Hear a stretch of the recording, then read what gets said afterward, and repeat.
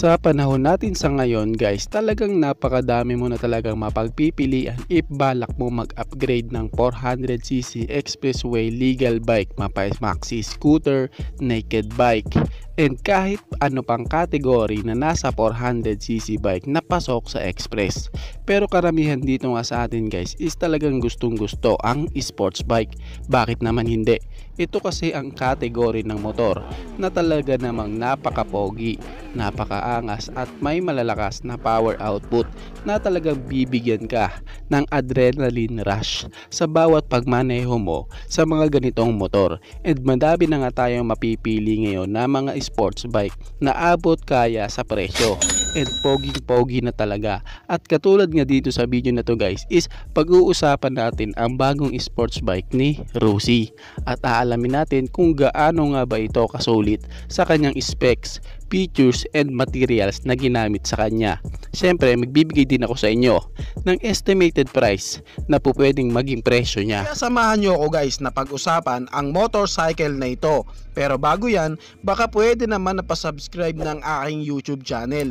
I-click mo na din ng notification bell para maging updated kayo sa mga susunod na i-upload ko. Guys, baka pwede naman na pa-like and follow ng aking Facebook page. Nasa description po ang link. Kaya make sure guys na tapusin nyo ang video na ito para malaman nyo ang information may kinalaman sa motorcycle na ito.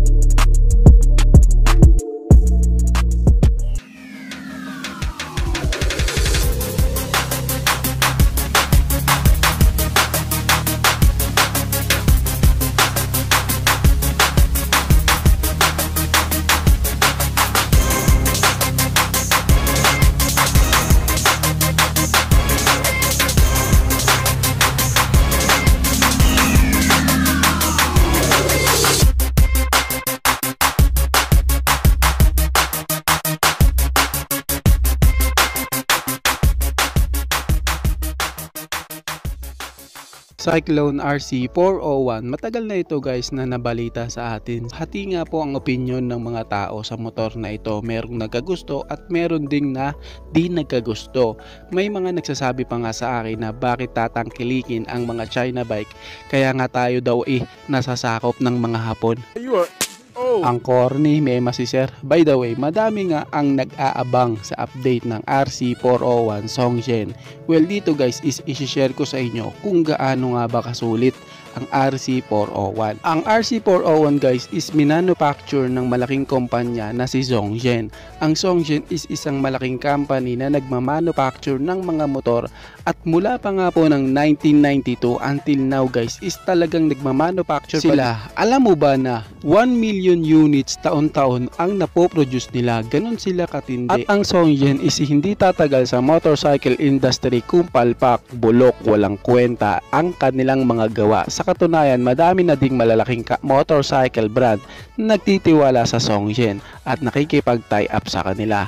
Kaya pinapakita lang nito na di din basta-basta ang Songzhen. At katulad na nga lang po sa RC401, masasabi mo din talaga na sulit ang sports bike na ito na 400cc. Kasi ito guys is kargada po ng 401 cubic centimeter engine displacement, naka-parallel twin cylinder, naka-4 stroke, naka-dual overhead cam with 8 valves, naka-electronic fuel injected and naka-liquid cooled engine na makakaasa kang meron siyang magandang cooling system. Para sa isang 400cc na nagmula sa China, kaya niya din namang makipagsabayan sa mga Japanese bike. Di man ganun na ine-expect mo, pero di ka na din mabibitin lalo na sa kanyang power output na merong 45 horsepower and 37 Nm of torque. Well, sakto na ang power output na yan guys para sa isang 400cc na sports bike, at dahil nga sa may bigat siya na 178 kg, na less nga po ang kanyang top speed na meron lang 167 kph.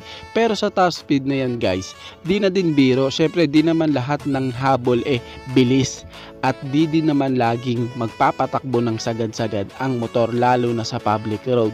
Para sa power output and top speed na ito guys, sulit na din. Sa physical appearance, bodyworks, aerodynamics design and ganda ng tindigan ng sports bike na ito, di na din mapagkakailan na di ito masama sa choices ng ating mga kababayan na nagbabalak na mag-upgrade ng 400cc. Pero para sa akin lang guys ha, iptataas nga po ang presyo nito kay CF Moto 450 SR. Mukhang mahihirapan silang ibenta ito sa market dahil sa ang ilan nating kababayan is tsak na pipiliin si 450 SR.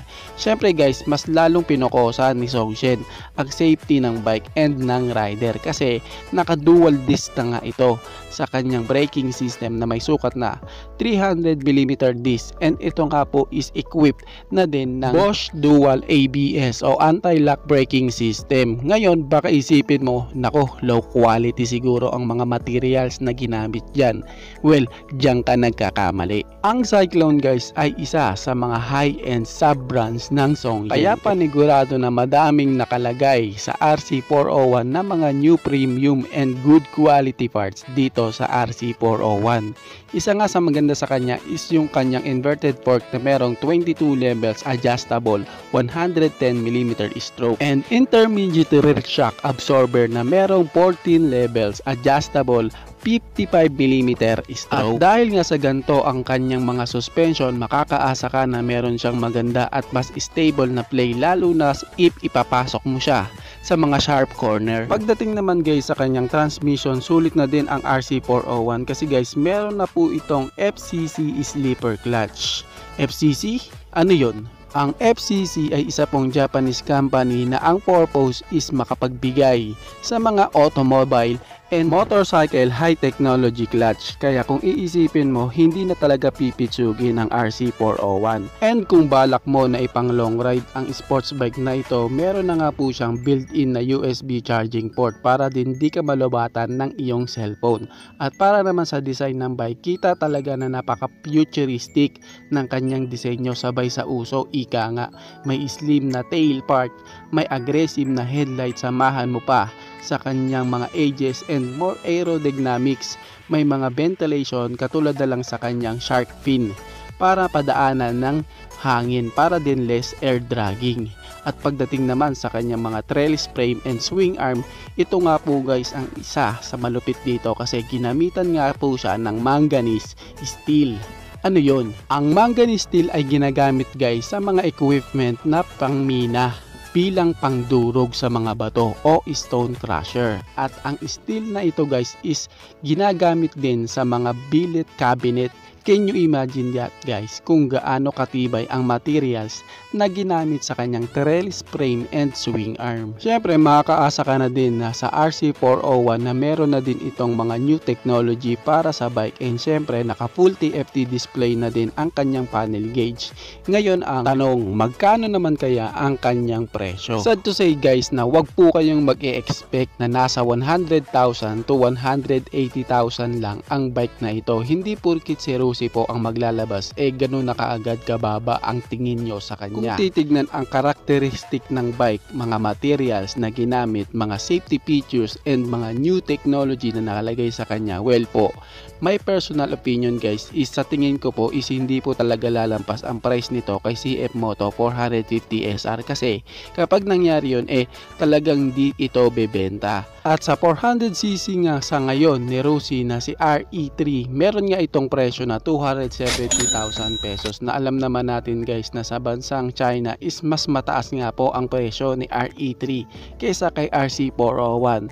Para sa akin guys, estimated price guys and personal opinion lang, baka maglaro sa presyo na 240,000 to 250,000 pesos ang presyo nito. Well, kung mangyayari man na maging ganito talaga ang presyo niya, paniguradong maaalarma talaga at magkakaroon ng katapat si CF Moto 450 SR pagdating sa marketing selling. Ngayon ang tanong, sure ka ba na si Rusi ang maglalabas niyan? Well, ayon nga po sa isang post ni Songshen Cyclone Distributor Philippines, sinabi nga dito na meron silang bagong ilalabas na sports bike at kita naman talaga na naka-hashtag si Rusi na pinapakita nila at kinukonfirm na nila na si Rusi nga po ang magdi-dealer nito. Syempre sa kaukulang pagbabago o update sa RC401 guys, agad ko din naman kayong sasabihan. Sa ngayon is wala pa pong nilalabas na article kung kailan ba ito ilalabas dito sa atin. Sa ngayon is antay-antay lang muna tayo.